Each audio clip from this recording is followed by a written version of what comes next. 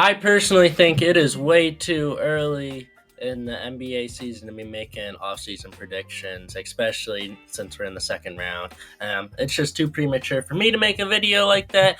But the Bleacher Report, they love making articles prematurely, and that's exactly what they did here. Because in today's video, we're going to be reacting to Bleacher Report's 10 NBA free agency predictions: Klay Thompson, Paul George, and more. Yeah, let's get into this. Bleacher Report, they love to make up some BS. Klay Thompson will return to the Warriors. I personally hope not. If he comes back to the Warriors, he has to be on the bench and he has to take a pay cut because he has to be coming off the bench. And you're not paying him as much money as he's been making to come off the bench. I'm sorry, that's just the truth. So I honestly don't think he's going to return to the Warriors since he is very, very money happy, very big ego. Not going to want to come off the bench and he's not going to want to take a pay cut. But you know what? Klay Thompson might surprise me. And if he does, I'll be happy because whatever. Paul George will be a Sixer. I've been pushing this agenda for a little bit now. The only way this works is if Paul George takes a pay cut because him and Joel Embiid are not reliable superstars. And if you have these two and are building around these two, well, obviously Tyrese Maxey too, but like these two specifically are way too injury prone to be reliable stars. Now, if they were to somehow magically, I should say, be healthy, this is a great move. But I don't want to put all my money into Paul George, so he has to take like $30 million a year, not his $50 million contract. That's the only way this works. If Paul George takes a pay cut, I love this. If not, there's other things the Sixers can do. Not a bad prediction though. Patrick Williams to the Raptors. It's definitely a good fit there, given his player archetype, but I don't know. He's a free agent. He's unrestricted, isn't he? Yeah, that'd definitely be interesting. Me personally, if I'm Patrick Williams, I want to get out of Chicago. And I think Toronto's a good place. You look at the development they had done with OG Anunoby and Pascal Siakam. He's the same archetype, basically. He's just not as skilled. But, Toronto developed them. They can develop them.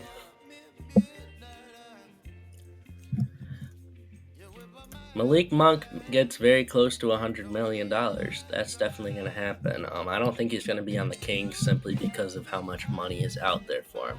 There are a bunch of teams that need a Malik Monk to come off their bench and light it up. The New York Knicks could use his scoring.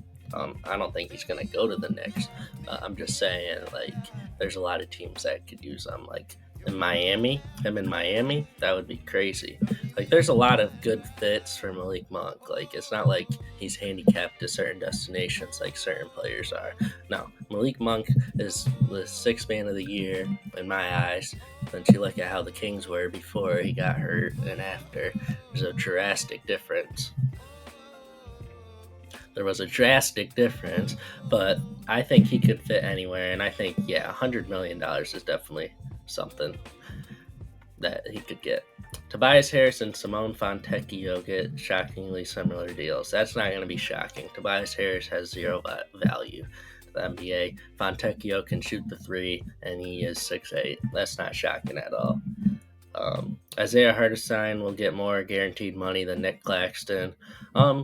Because Claxton he might block shots, but can't shoot. He doesn't have any type of touch outside of right around the rim. So there's just not as much to love. He's not as much of an aggressive dog. Isaiah Hartenstein does a lot of dirty work, and he also has a soft touch and can hit a little push shot or floater, whatever you want to call it. So that's not even crazy to say. I feel like that's just understandable as NBA fans. That's just basketball knowledge. Tyus Jones will sign for more total money than D'Lo. Again, another thing that really shouldn't be a shock or a surprise. Tyus Jones can facilitate an entire offense. He has a very low assist to turnover ratio.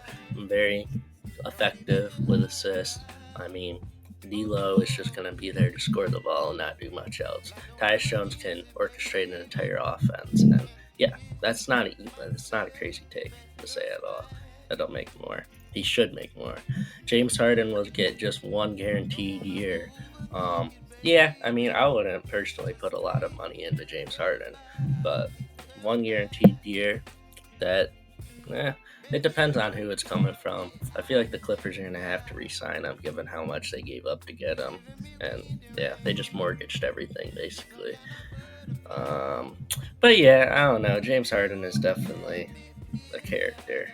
I think he'll get more than just 1 year though. The Denver Nuggets will lose two rotation players. They don't have enough money to re-sign KCP. I don't think. Yeah, Caldwell Pope, he's gonna get a bag. Um, what does he have? Yeah, he has a player option though, so he would definitely pick. If they win back to back, he's definitely picking that up. And then Reggie Jackson, I think he'll be able to stay. I don't know if they'll lose them both. I don't think they'll lose either of them actually. D'Anthony Melton will get 60 million. This is the biggest surprise to me. The thing. Oh, and this is the end after that. I mean, 60 million. Um, over 4 years, I could see. Over three, not so much. It better not be over three. Realistically, it should be over five since that's 12 a year. But yeah, D'Anthony Melton, he has to come back and prove. I mean, he was hurt, but he's definitely a great defensive player. But yeah, that's all I got for y'all. I mean, Bleacher Report, they don't really hit a lot in these predictions and whatnot, but they did all right today. But yeah, y'all have a good one. Stay safe. Bye.